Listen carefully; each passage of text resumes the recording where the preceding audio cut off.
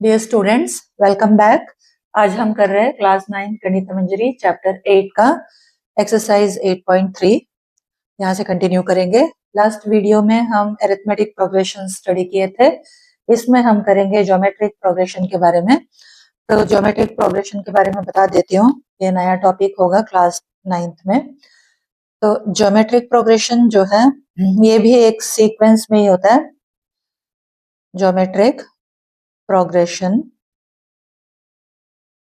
जैसे इसको डिनोट करते हैं इस तरीके से, फर्स्ट टर्म को ए लिया जाता है, सेकेंड टर्म ए आर होता है, third term A R square, fourth term A R cube. ऐसे देख सकते हो। देखो, फर्स्ट टर्म ए था, सेकेंड टर्म ए आर हो गया, सेकेंड है तो इधर आर का पावर 1 हो गया है ना। थर्ड टर्म में देखो आर का पावर 2 हो गया, मतलब जैसे हम एपी में एक कम करते थे, n-1 करते थे ना, उधर वैसे इधर आर स्क्वायर हो गया। फोर्थ टर्म के लिए आर क्यूब हो गया। ऐसे ही सपोज करो nth टर्म निकालना है तो क्या होगा, A are to the power n-1, ये उसका nth टर्म हो गया।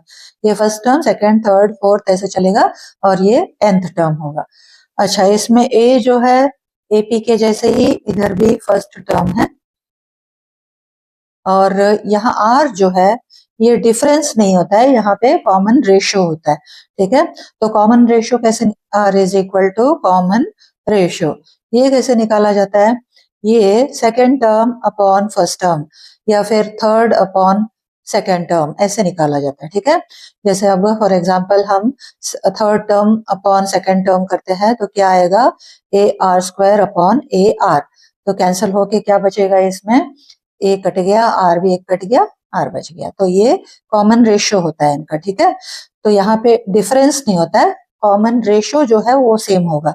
कोई भी दो टर्म का बीच का रेशियो निकाल के देखो, दिस अपॉन दिस करोगे तभी वही आएगा, दिस अपॉन दिस करोगे तभी आर ही आएगा। तो कॉमन रेशियो सेम होने से वो ज्योमेट्रिक प्रोग्रेशन बनता है। और अरिथमेटिक प्रोग्रेशन में हमने क्या देखा था, कॉमन डिफरेंस सेम होना चाहिए, ये डिफरेंस है दोनों के बीच में। ओके, अब इसका अगर nth टर्म निकालना है तो T N is equal to, ये है nth टर्म, जो एक्सप्लिसिट फॉर्मूला हम कल पढ़े थे ना प्रीवियस वीडियो में, तो वो अब इधर जो है ये होगा, nth term is equal to a into R to the power n-1, ये एक्सप्लिसिट फॉर्मूला। इसमें भी रिकर्सिव फॉर्मूला होगा। रिकर्सिव फॉर्मूला हमने क्या पढ़ा था कल, जो प्रीवियस टर्म को कंपेयर करके आगे का टर्म बताया जाता है, तो उसको बोलते हैं रिकर्सिव फॉर्मूला। ये है एक्सप्लिसिट फॉर्मूला। तो फॉर्मूला तो इतना ही है। अब हम एक्सरसाइज शुरू करते हैं, एक्सरसाइज 8.3। ठीक है, क्वेश्चन नंबर 1 रीड करते हैं। Find the 12th term of a GP with common ratio 2। Common ratio 2 मतलब r इज इक्वल टू 2 आ गया। whose 8th term is 192। 8 term given है और कॉमन रेशियो गिवन है। ठीक है, तो क्वेश्चन नंबर 1 करते हैं एक्सरसाइज 8.3 का। जो गिवन है वो लिख के लेते हैं, common ratio r is equal to 2। हम जैसे जैसे आगे क्वेश्चन में बढ़ेंगे सिर्फ r इज इक्वल टू 2 लिखेंगे। अब थोड़ा सा उसको आइडेंटिफाई करने के लिए मैंने लिख दिया। ठीक है, फिर एथ टर्म मतलब क्या होगा, T8 इज इक्वल टू कितना है, 192 है, 192। एथ टर्म को कैसे लिखेंगे, देखो nth टर्म को लिखे हैं हम a r n to the power -1, मतलब जो टर्म हम निकालते हैं उससे एक कम होता है पावर, तो इधर T8 लिखना है हमें, T8 निकालना है, तो क्या होगा, a r to the power कितना होगा, 7 होगा। ठीक है, तो इन दोनों को अभी इक्वेट करेंगे, a r to the power 7 is equal to 192, और r हमें पता है ना कितना है, 2 है। 2 to the power 7 is equal to 192. A is equal to 192, 2 का पावर 7 मतलब 2 को 7 टाइम्स मल्टीप्लाई करना है, तो ये आ जाएगा 128। 2 का पावर 7 128। अब इसको सिंप्लीफाई कर लो, सिंप्लीफाई करने से 64 से डिवाइड हो जाएगा, ये छोटे नंबर से भी कर सकते हो, जैसे मर्जी कर लो। ए आ गया 3/2। अब हमें निकालना क्या है, उसमें क्वेश्चन में क्या बोल रहे हैं, 12th टर्म निकालना है। करेक्ट। तो 12th टर्म निकालने के लिए फॉर्मूला क्या रहेगा हमारा, T12 is equal to a into R to the power, इसे एक कम लिखना है 11, करेक्ट। चाहिए तो एक्सप्लिसिट फॉर्मूला जो है वो लिख लो, because Tn is equal to a are to the power n minus 1। Okay, अब वैल्यूज पुट कर लो। a कितना आया हुआ है 3/2, r कितना है हमारा 2 है, उसका पावर 11 है, ठीक है। अब देखो ये एक 2 तो कैंसिल हो जाएगा इसमें, तो क्या बचेगा 2 का पावर 10 बचेगा। 3 इंटू 2 का पावर 10, और 2 का पावर 10 जो है वो होता है 1024। तो आंसर क्या आएगा 3072। ये 12th टर्म है इस जीपी का। ओके, अब हम करते हैं question number 2। Question number 2, find the 10th and nth terms of the GP 5, 25, 125 etc. तो इसमें GP गिवन है, हमें 10th टर्म भी निकालना है और nth टर्म भी निकालना है। GP जो गिवन है उसको लिखते हैं पहले, GP 5, 25, 125, मतलब 3 टर्म्स गिवन है GP का। तो A तो हमें पता लग गया कितना होता है फर्स्ट टर्म। ओके, अब रेशियो निकालना है हमें, R निकालना है। कैसे निकालेंगे, second term upon first term, that is 25/5 equals to कितना हुआ 5। अब A पता लग गया, R पता लग गया, तो हमें T10 निकालना है। उससे पहले Tn का फॉर्मूला लिखेंगे, Tn equals to A R n to the power minus R to the power n minus 1। तो Tn निकालना है, T10 निकालना है हमें। A कितना है 5 है, R कितना है 5 टू द पावर, यहाँ कितना होगा n कितना 10 माइनस 1 इज 9। अब ये क्या हो जाएगा, देखो एक 5 इधर है, एक 5 टू द पावर 9 इधर है, टोटल कितना हुआ 5 टू द पावर 10। ऐसे ही लिख सकते हो, इतना आगे पूरा एक्सपैंड करने की जरूरत नहीं है, इसको वैसे का वैसे ही लिख दो, ठीक है। अच्छा, इसमें एक और पार्ट पूछ रहे हैं कि n भी निकालना है, nth टर्म भी निकालना है। तो n is equal to, formula नहीं लिखना है, उसमें a और r का पावर वैल्यूज जो है वो पुट करेंगे, ठीक है। a कितना है 5 है, r भी 5 है to the power n minus 1। अच्छा, इसको कैसे सॉल्व करेंगे, देखो 5 मतलब 5 का पावर 1 हो गया। अब जब बेसेस सेम होते हैं, मल्टीप्लाई होता है, तो पावर्स को ऐड किया जाता है ना, एक्सपोनेंट का रूल्स आप लोगों ने छोटे क्लासेस में पढ़ लिया होगा। तो ये पावर्स को ऐड करेंगे तो 1 प्लस n माइनस 1, दोनों बेसेस सेम है, पावर्स डिफरेंट है और मल्टीप्लाई है, तो प्लस 1 और माइनस 1 कैंसिल हो गया, बचा क्या 5 टू द पावर n। ये आंसर है उसका दूसरा पार्ट का। एक 10th टर्म निकाले हमने, एक हमने निकाला nth टर्म। अब हम करते हैं question number 3। Question number 3 read करते हैं पहले। A sequence is given by the recursive rule, यहाँ रिकर्सिव रूल है, T1 जो है वो 2 है, और रूल जो दिए है Tn+1 equals to thrice of Tn, मतलब इसका प्रीवियस टर्म, देखो इसीलिए ये रिकर्सिव हुआ। यहाँ Tn+1 है जो नेक्स्ट टर्म होगा, और ये जो रेफर कर रहे हैं वो प्रीवियस टर्म है। इसका कैसे पता लगा, इधर n+1 है, इधर n है, तो मतलब प्रीवियस टर्म का थ्राइस हुआ, -2, ये रिकर्सिव रूल है। और n इज ग्रेटर देन और इक्वल टू 1। क्वेश्चन में ये पूछ रहे हैं कि which term of the sequence is 730, मतलब n निकालना है हमें, ठीक है। अच्छा, यहाँ पे n निकालने के लिए देखो फॉर्मूला तो ठीक है हमारे पास, लेकिन हमारे पास जो भी टर्म आएगा उसका प्रीवियस टर्म तो हमें पता नहीं है, तो हम डायरेक्टली तो पुट नहीं कर सकते हैं, इसको वैल्यू पुट करके नहीं निकाल सकते, क्योंकि पूरा जीपी तो हमें पता नहीं है और प्रीवियस टर्म भी नहीं पता, अदरवाइज तो हम ये निकाल सकते थे। तो अब हम क्या करेंगे, T1, T2, T3 ऐसे पूरा निकालते जाएंगे, जहां भी 730 आ जाएगा वहां रुक जाएंगे, वो आंसर होगा, ठीक है। तो फॉर्मूला लिख लेते हैं, जो गिवन एक्सप्लिसिट फॉर्मूला है वो लिख लेते हैं। रिकर्सिव रूल है ये, रिकर्सिव रूल क्या है, रिकर्सिव रूल है इसका Tn+1 equals to thrice of Tn-2, ये रिकर्सिव रूल है, ठीक है। इसमें हमें T1 गिवन है कितना 2, ठीक है। अब देखो T1 तो पता है, T2 निकालना है हमें, तो n का वैल्यू क्या पुट करेंगे 1 पुट करेंगे, करेक्ट। n का वैल्यू 1 पुट करेंगे तो t2 हो जाएगा ना, 1 + 1 2। तो इधर जब 1 पुट किए तो इधर भी 1 ही पुट करेंगे, है ना।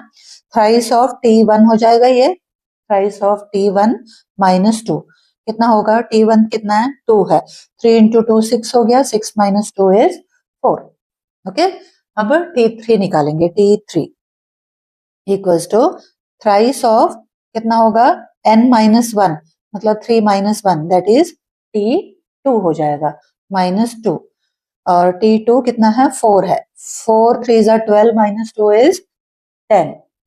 अब निकालेंगे t4, ऐसे देखना है कब तक 730 आता है वहां रोक देंगे, ठीक है।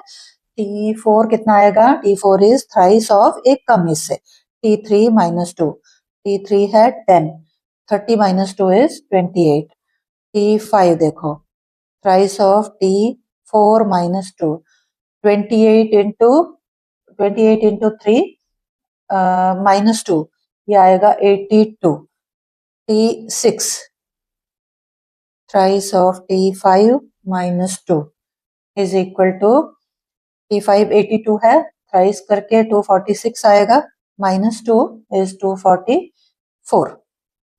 अब और निकालना पड़ेगा, t7 thrice of t6 - 2 equals to 3 × 244, 732 आएगा, -2 is 730। आ गया, मिल गया हमारा आंसर। 730 कब मिला, 7th टर्म में मिला, देयरफॉर आंसर लिखेंगे 7th टर्म विल बी 730। ये आंसर है। ये रिकर्सिव रूल था, इसीलिए प्रीवियस टर्म पता होना जरूरी है। तो एक तो पता था बट आगे का हमें कुछ नहीं पता था। t7 एकदम से नहीं निकाल सकते है ना, देखो अभी ये पूरा क्यों निकालना पड़ा हमें। अगर 244 पता होता हमें 6th टर्म तो हम इसमें पुट कर सकते थे, बट वी डोंट नो कि वो क्या आने वाला है, इसीलिए हमने हर एक टर्म निकाल के कोशिश की। ओके, नेक्स्ट है question number 4। Which term of the GP 2, 6, 18 etc. is 4374? ये GP है, इससे हमें A पता लग जाएगा, R पता लग जाएगा, N निकालना है। Write the explicit formula as well as the recursive formula for the nth term। वो बाद में, पहले हम ये 4374 जो है कौन सा टर्म आता है इस GP में वो फाइंड करेंगे। Okay, question number 4। जीपी जो गिवन है वो पहले लिख लेते हैं, जीपी 2, 6, 18 ... इज 4374, मतलब ये कौन सा टर्म है वो निकालना है। ए कितना है 2, आर कितना होगा 6/2 है ना, A2/A1 = 3 आ गया। अब आर पता लग गया, ए पता लग गया, तो एक्सप्लिसिट फॉर्मूला वैसे ही लिख लेते हैं हम पहले ही। एक्सप्लिसिट फॉर्मूला, एक्सप्लिसिट फॉर्मूला क्या होता है, Tn = AR(n-1), R⁴ चलो अब इसको कैलकुलेट करते हैं, वैल्यूज पुट करते हुए।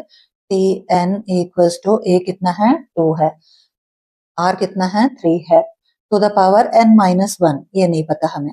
अब Tn का वैल्यू क्या लेना है हमें, क्वेश्चन में जो गिवन है ये कब आएगा, मतलब ये वैल्यू इधर पुट करेंगे और n का वैल्यू निकालेंगे, ठीक है। 4374 = 2 × 3n-1।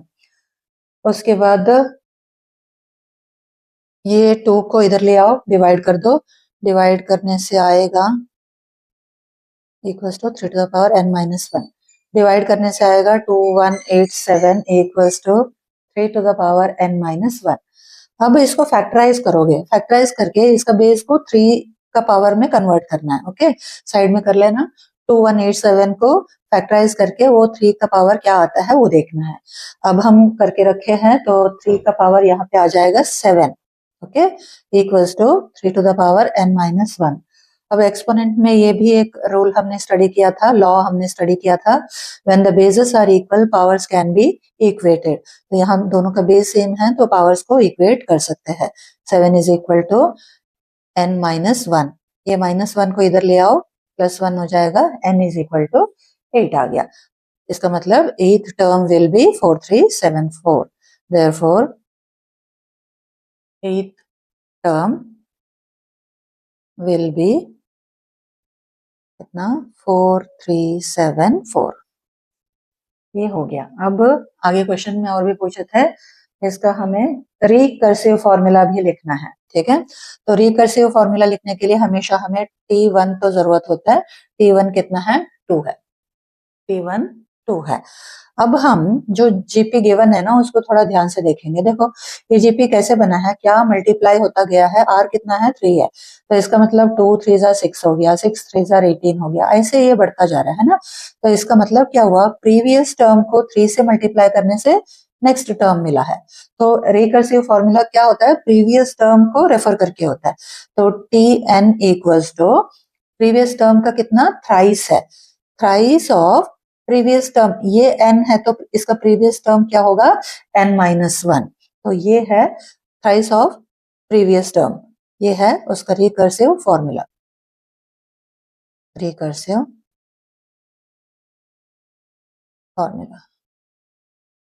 अब इधर ये भी लिखना पड़ेगा, for n is greater than और इज इक्वल टू 2, 2 से ज्यादा होना चाहिए, ठीक है। तो ये रिकर्सिव फॉर्मूला है इस जीपी का, ठीक है।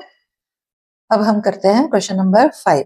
A ball is dropped from a height of 80 meters. After hitting the ground, it bounces back to 60% of the height from which it fell.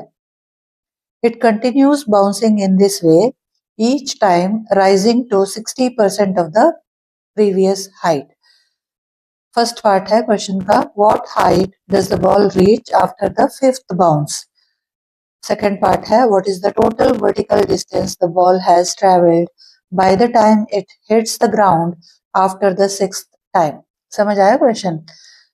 80 metre से ड्रॉप किया गया है और जो उसकी बाउंसिंग है ना वो प्रीवियस हाइट से 60% जो है वो 60% का रेशियो में नेक्स्ट जंप जो है, नेक्स्ट बाउंस जो है उसका 60% ऑफ द प्रीवियस हाइट होता है। तो इस तरीके से वो देखो कॉमन रेशियो जो है बाउंसिंग जो है एवरी टाइम 60% होता है, 60% ऑफ प्रीवियस हाइट। तो इसका मतलब जो कॉमन रेशियो बन रहा है वो सेम ही रहेगा, है ना। तो ये एक जीपी फॉर्म करेगा, उसमें ए होगा फर्स्ट टर्म 80। तो फर्स्ट बाउंस के बाद जो हाइट हमें मिलेगा वो हम क्या करेंगे 60% ऑफ 80 निकालेंगे। ऐसे ही second bounce, third bounce, fifth bounce तक चलना है। उसके बाद लास्ट पार्ट में क्वेश्चन में सेकंड में क्या पूछ रहे हैं, टोटल वर्टिकल डिस्टेंस। इस तरीके से बाउंस जब होगा तो ऊपर जाना और फिर नीचे आना, ऐसे इस तरीके से उस बॉल का पूरा पूरा वर्टिकल डिस्टेंस उसने कितना कवर किया है after hitting the ground for the 6th time, ये हमें फाइंड करना है, ठीक है। तो क्वेश्चन में देखो सबसे पहले तो इनिशियल हाइट जो गिवन है वो लिखेंगे, वो हमारा फर्स्ट टर्म होगा ऑफ जीपी। इनिशियल हाइट कितना गिवन है 80 मीटर्स, करेक्ट। अब आफ्टर ईच बाउंस कितना राइज हो रहा है वो 60% ऑफ प्रीवियस, तो वो भी लिखेंगे after each bounce the ball rises to 60% of the previous height, previous height, correct. Therefore जो कॉमन रेशियो बन रहा है वो 60% बन रहा है। अब इसको फ्रैक्शन में नहीं रखेंगे, हम डेसिमल में कन्वर्ट करके रख दो, तो ये हो गया हमारा आर और ए कितना है 80। अब देखो फर्स्ट बाउंस के बाद ये जो जीपी बन रहा है वो एक स्टेटमेंट पहले लिखते हैं फिर फर्स्ट बाउंस का निकालेंगे। The Heights reached, the Heights reached after each bounce will form GP, where A is equal to 80 meters and ratio, common ratio जो है वो 0.6, ठीक है। अब हम एक एक ही बाउंस के बाद हाइट कितनी बनती है उसके वो देखते जाएंगे, ठीक है। आफ्टर फर्स्ट बाउंस कितना 80 का 60%, है ना। तो 80 इंटू 60% को हमने कन्वर्ट करके रखा था इधर 0.6, ये बनेगा 48 मीटर। अब सेकंड बाउंस में क्या होगा, प्रीवियस हाइट का 60%। प्रीवियस हाइट क्या है इसके लिए, तो 80 था। अब सेकंड के लिए प्रीवियस हाइट क्या होगा, 48, उसका 60%, तो ये आएगा 28.8 मीटर्स। ऐसे ही हम फिफ्थ बाउंस तक निकालते जाएंगे। थर्ड बाउंस के लिए क्या होगा, 28.8 इंटू 0.6, ये मल्टीप्लाई करोगे तो आएगा 17.28 मीटर्स। अब हम निकालते हैं फोर्थ बाउंस के लिए। फोर्थ बाउंस के लिए होगा प्रीवियस हाइट 17.28 इंटू 0.6, ये मल्टीप्लाई करोगे तो आएगा 10.368 मीटर। तो ये हुआ फोर्थ बाउंस तक, ठीक है। अब हम निकालते हैं फिफ्थ बाउंस का। Fifth bounce is equal to previous, previous कितना है इसके लिए 10.368 इंटू 0.6 इक्वल्स टू 6.2208 मीटर्स। ये हुआ एक आंसर, फर्स्ट पार्ट का आंसर। फिफ्थ बाउंस के बाद उसकी हाइट जो है वो ये रहेगी, ठीक है। अब सेकंड पार्ट में हमें पूछ रहे हैं कि ये सिक्स्थ बाउंस के बाद उसका उस सिक्स्थ बाउंस होने तक उसने कितना वर्टिकल डिस्टेंस कवर किया, ये पूछ रहे। तो देखो पहले तो 80 मीटर ऊपर से ड्रॉप किया है, वो एक ही डिस्टेंस होगा। फिर फर्स्ट बाउंस में जो है ऊपर भी गया 48 मीटर, नीचे भी आया है। ऐसे ही सेकंड बाउंस में 28.8 ऊपर और नीचे, ये सब में जो है ट्वाइस ऑफ डिस्टेंस होगा, करेक्ट। तो वर्टिकल डिस्टेंस कैसे निकलेगा इसका, पहला वाला 80 एक बार लेना है, फिर इन सब का ट्वाइस लेना है, तो उन सबको ऐड करेंगे तो वर्टिकल डिस्टेंस निकलेगा। Second part total vertical distance travel लिखेंगे, है ना। Total vertical distance travelled before hitting sixth time, travelled before hitting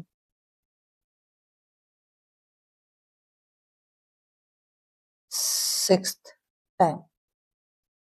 तो अब कैसे कैलकुलेट करेंगे इसको, जैसे मैंने बताया 80 तो एक ही बार ही लेना है, बाकी सब दो दो बार है, तो मैं 2 से मल्टीप्लाई कर देती हूँ, ओके, सभी हाइट्स को फिफ्थ बाउंस तक का। तो 48 प्लस 28.8 प्लस 17.28 प्लस 10.368 प्लस 6.2208। अब ये सब ऐड करोगे तो आएगा, ये सबको इन सबको ऐड करने से आएगा 110.6688। अब इन दोनों को मल्टीप्लाई करो, 80 प्लस दोनों को मल्टीप्लाई करके मिलेगा 221.3376। अब इन दोनों को ऐड करोगे तो आएगा 301.3376, इतने मीटर्स में थे। तो ये सेकंड पार्ट का आंसर है, total vertical distance travelled, okay. अब हम करेंगे question number 6। Which term of the sequence 2, 2√2, 4 dot dot dot is 128। Again यहाँ पे n निकालना है हमें, a पता है, r पता है, n निकालना है, ओके, जीपी है।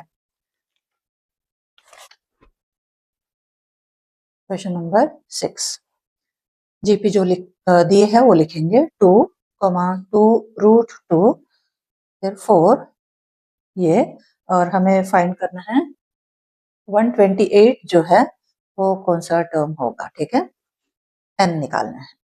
तो a कितना है 2, ये वाला। r कितना है, r क्या होता है a2 अपॉन a1, 2√2 अपॉन 2, 2 से 2 कैंसिल कर दो, √2 आ गया, रेशियो आ गया √2। अब हमें गिवन है tn जो है वो कौन सा टर्म में, मतलब इसको हम एज्यूम करेंगे tn, करेक्ट।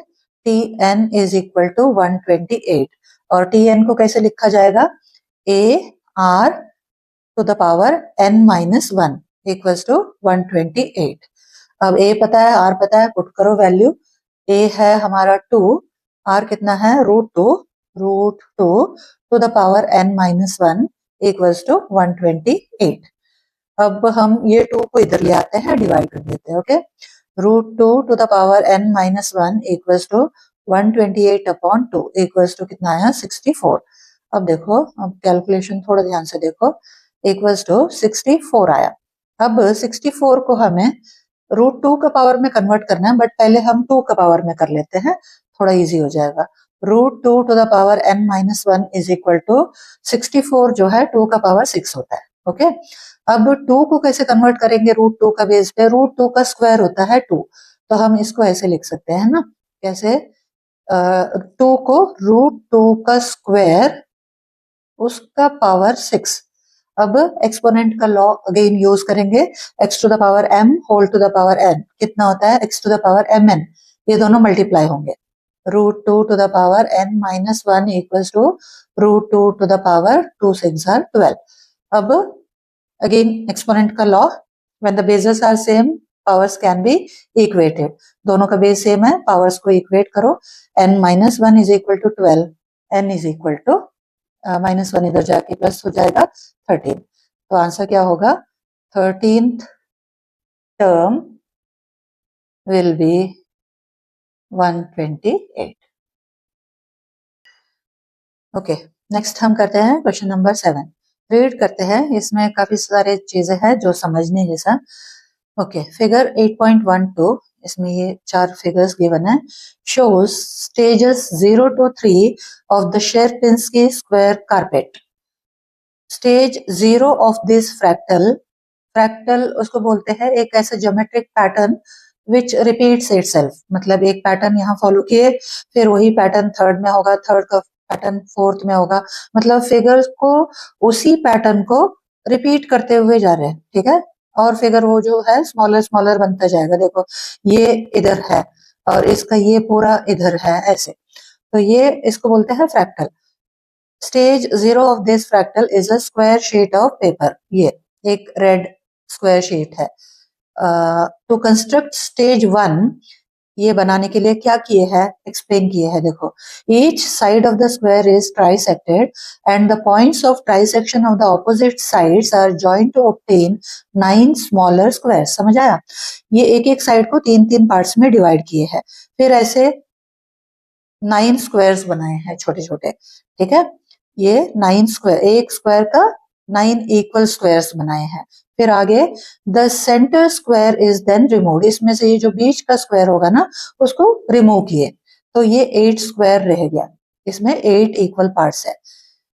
ये हो गया, एक फ्रैक्टल बन गया। अब क्या किए, and the 8 smaller squares are retained leaving a square hole in the centre. ये 9th वन था जो रिमूव कर दिए। The same process is repeated on the 8 smaller shaded squares to obtain stage 2। अब stage 2 के लिए क्या किए हैं, जो हमने इधर इसके लिए किए हैं ना, वो यहाँ हर 8 स्क्वायर्स के लिए रिपीट किया गया। मतलब ये एक स्क्वायर है, देखो ये एक स्क्वायर है, इसमें वैसे ही किए, क्या किए, 9 पार्ट्स में उसको डिवाइड किए और बीच वाला पार्ट हटा दिए, तो ऐसे आ गया। बीच वाला स्क्वायर में भी ऐसे ऐसे 9 बन गया। फिर अब दोबारा क्या करेंगे, ये स्क्वायर जो है उसको वैसे ही इसका ये वाला पोर्शन जो है उसको 8 पार्ट में डिवाइड, 9 पार्ट में डिवाइड किए, फिर उसका बीच वाला निकाल दिए। मतलब ये ऐसे ये पैटर्न को छोटा करते जा रहे हैं। फिगर आउटलाइन उतना ही रहेगा लेकिन अंदर जो है वो एक ज्योमेट्रिक पैटर्न बनता जाएगा, ठीक है। तो एक स्क्वायर में बचा हुआ पोर्शन 8 है, 9th वन निकाल देते हैं, ऐसे हर स्क्वायर में करते जा रहे हैं। Okay, stage 2 and so on. अब क्वेश्चन क्या है वो देखो। Look at figure 8.2 and try to answer the following questions. First part, how many red squares are there in stages 0 to 3? देखो, स्टेज 0 में तो एक ही है ना।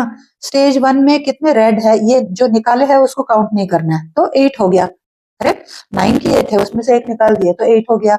अब स्टेज 2 में क्या होगा, एक एक 8 को फिर 8 एक एक 8 का ये जो एक पार्ट है उसका 8 और बन गया, मतलब इसका 8 इसका 8 इसका 8, ऐसे 8 टाइम्स 8 हो गया। दैट मीन्स कितना हुआ, 64 हो गया। और वी कैन से 8 का स्क्वायर, इधर जो है 8 का स्क्वायर हो जाएगा सेकेंड स्टेज में। वैसे ही थर्ड स्टेज में क्या हो जाएगा, फिर 8 का एक एक बढ़ेगा, मतलब एक एक ये वाला पोर्शन जो है फिर 8 में डिवाइड हो जाएगा। दैट मीन्स 8 का क्यूब हो जाएगा। आए समझ? देखो ये स्टेज 0 है, इसमें 1 है, इसमें 8 है, इसमें 8 का स्क्वायर हो जाएगा, इसमें 8 का क्यूब हो जाएगा। क्यों होता है ऐसे? देखो 8 इधर है ना, अब ये वाला फिर 8 होगा, तो 8 इंटू 8 टाइम्स हो गया। इधर क्या होगा? 8 इंटू 8 इंटू 8, 3 टाइम्स हो गया ना। 8 इंटू 8 इंटू 8 मतलब क्या हुआ? 8 का क्यूब हो गया। नेक्स्ट में क्या होगा? 8 टू द पावर 4, ऐसे कंटिन्यू होगा। ठीक है, अब एक एक पार्ट हम रीड करते हुए करते हैं। ठीक है,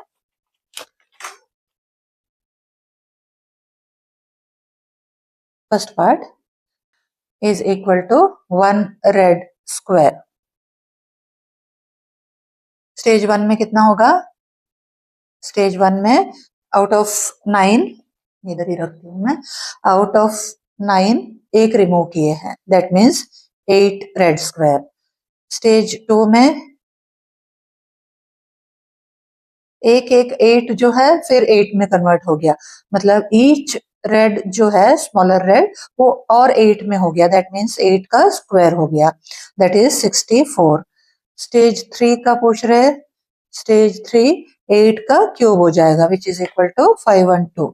समझ आ रहा है ना? एक एक रेड जो भी बन गया छोटा होते जा रहा है, लेकिन एक रेड जो है फर्दर 8 में कन्वर्ट हो रहा है, फर्दर 8 रेड्स में। ओके, तो थर्ड स्टेज तक 512 रेड स्क्वायर्स हो गए।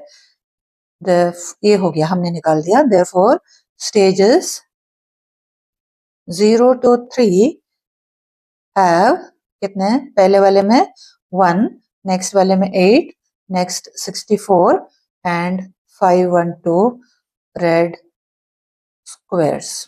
ठीक है, ये हुआ फर्स्ट पार्ट। सेकेंड पार्ट में क्या पूछ रहे हैं?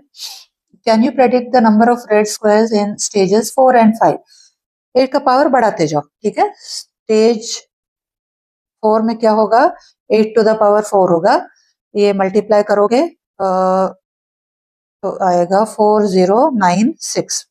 ठीक है, स्टेज 5 में, स्टेज 5 है तो 8 टू द पावर 5, जो स्टेज होगा उसका 8 का पावर होगा। 4096 को फिर एक पावर बढ़ाओगे, ये आ जाएगा 32768, ये मल्टीप्लाई करोगे तो ये आएगा। ओके, अब थर्ड पार्ट में क्या पूछ रहे हैं, एक बार और पढ़ते हैं। Can you find a rule for the number of red squares at the nth stage? ठीक है, मतलब एक तरीके से एक्सप्लिसिट रूल बताना है, फॉर्मूला बताना है। Write the explicit formula as well as the recursive formula for the number of red squares at any stage, मतलब n लेके करना है। तो यहाँ जो सीक्वेंस बना है वो क्या है? 1,8,64 512। देखो ध्यान से देखोगे इसको, क्या हो रहा है? ये फर्स्ट टर्म को 8 से मल्टीप्लाई किए, फिर सेकंड को 8 से मल्टीप्लाई, 8 का पावर बढ़ता जा रहा है ना, तो इसको लिखेंगे at every, eight each stage every red square, every red square is replaced कितना? by 8 smaller red squares, है ना? So therefore explicit formula जो बनेगा, explicit formula क्या होगा? 8 times of n, tn is equal to 8 to the power n। जैसे first में अब ये यहाँ पे 0 है, ये स्टेज 0 है, तो n के वैल्यू 0 डालेंगे, 8 टू द पावर 0 कितना होता है? 1 होता है, हो गया। अब स्टेज 2 के लिए 8 का स्क्वायर हो जाएगा, कितना? 8 का स्क्वायर, यस मैंने उल्टा बोल दिया, यहाँ 1 डालेंगे तो 8 टू द पावर 1 8 हो गया। अब 2 डालेंगे स्टेज 2 के लिए, 8 का स्क्वायर हो गया 64, 3 डालेंगे 8 का क्यूब हो गया 512, तो ये हुआ एक्सप्लिसिट फॉर्मूला। ठीक है, अब इधर लिखना पड़ेगा एक स्टेज 0 वाला जो है ना, वो n इज इक्वल टू 0 लेना पड़ेगा, 8 to the power 0, then it becomes 1 for stage 0 n is equal to 0। हो गया। अब इसका रिकर्सिव फॉर्मूला क्या होगा? रिकर्सिव फॉर्मूला, रिकर्सिव फॉर्मूला में हमें क्या करना होता है? पहले तो t0 लिखना पड़ेगा, यहाँ पे कितना है? वो 1 है। अब प्रीवियस टर्म क्या होगा? 8 टाइम्स होगा उसका, है ना, तो प्रीवियस टर्म का 8 टाइम्स नेक्स्ट टर्म होता है, तो T N is equal to 8 times of इसका प्रीवियस टर्म। इसका प्रीवियस टर्म क्या होगा? T N minus 1। ये रिकर्सिव फॉर्मूला है।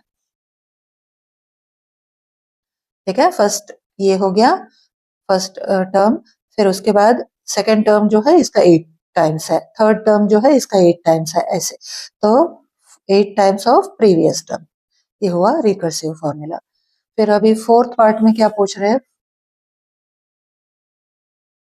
Fourth part, suppose the area of the square in stage 0 is 1 square unit. इसका एरिया, पूरा एरिया 1 स्क्वायर यूनिट है।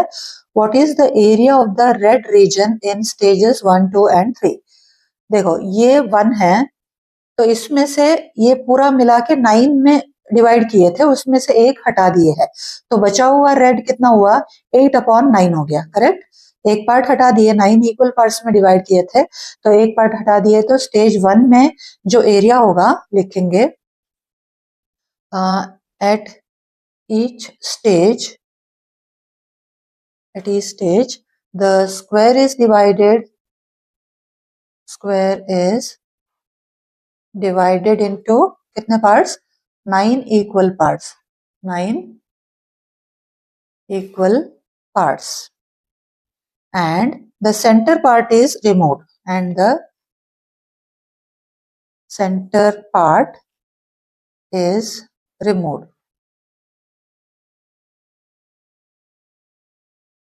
Center part is removed. Therefore, the remaining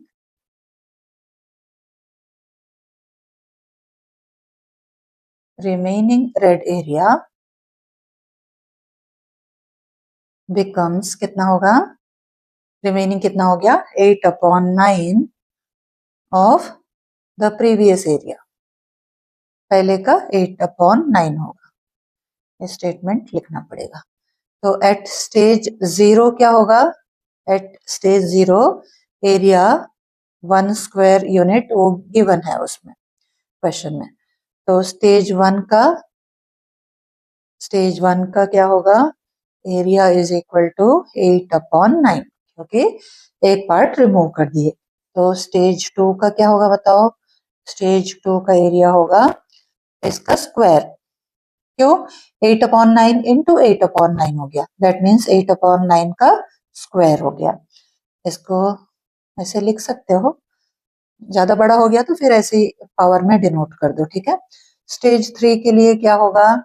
stage 3 के लिए area is equal to 3 बार 8/9, that means 8/9 का cube हो गया, which is equal to 512/9 का क्यूब, 729। तो ये हुआ स्टेजेस 1, 2, 3 का। फिर आगे पूछ रहे हैं what will be the area of the red reason in stages 4 and 5, वो भी निकालना है। तो स्टेज 4 एरिया एक ही बार दे सकते थे, 1, 2, 3 अलग दिए, स्टेज 4, 5 फिर से दिए है। Anyway 8/9 9 to the power 4। अब नंबर्स बड़े हो रहे हैं, बट मल्टीप्लाई करके लिखना है, लिख दो। 4096/9 टू द पावर 4 हो जाएगा 6561। नेक्स्ट स्टेज 5 एरिया क्या होगा? 5 टाइम्स होगा, that means to the power 5। ये बनेगा 32768/59049। ठीक है, ये हमने निकाल दिया, यहाँ तक का आंसर कर दिया हमने स्टेजेस 4 एंड 5 का। अब क्या बोल रहे हैं? Find the explicit as well as the recursive formula for the area of the red region at the end stage. पहले हमने वो स्क्वायर्स कितना बने थे उसका निकाला था, अब जो एरिया बन रहा है उसके लिए एक्सप्लिसिट और रिकर्सिव फॉर्मूला हमें बताना है। तो देखो एक्सप्लिसिट क्या बनेगा इसके लिए? एक्सप्लिसिट फॉर्मूला क्या बनेगा?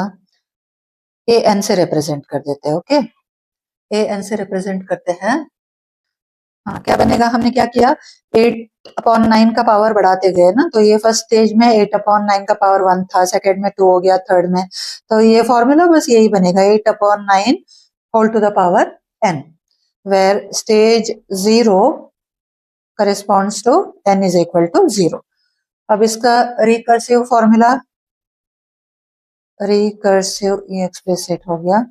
रिकर्सिव फॉर्मूला कैसे लिखेंगे? इसमें फर्स्ट टर्म क्या होगा? a0, एरिया का बता रहे हैं हम, तो वो 1 स्क्वायर यूनिट गिवन था, है ना। तो an लिखना होगा, तो क्या था? 8/9 times of the previous term, तो 8/9 times of area of n-1। ये रिकर्सिव फॉर्मूला हो गया। अब आगे क्या पूछ रहे हैं और क्वेश्चन में? एक्सप्लिसिट, ये हो गया। What happens to this area as n the number of stages goes on increasing? जितने नंबर ऑफ स्टेजेस इंक्रीज होते जाते हैं, एरिया जो है n इंक्रीज हो गया तो एरिया जो है वो डिक्रीज होता जाएगा एक एक स्क्वायर का, और बिल्कुल जीरो तो क्लोज आ जाएगा जीरो का, बट एग्जैक्टली जीरो तो कभी नहीं होगा क्योंकि वो चलता ही जाएगा, ठीक है। बिल्कुल क्लोजर टू जीरो होगा but not equal to zero. तो इसको लिख देते हैं इधर, as n increases the area keeps decreasing and gets closer to zero but never becomes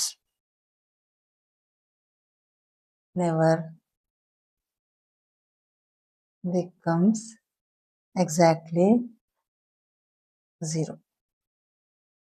ठीक है, ये खत्म हो गया exercise 8.3। Okay, thank you for watching.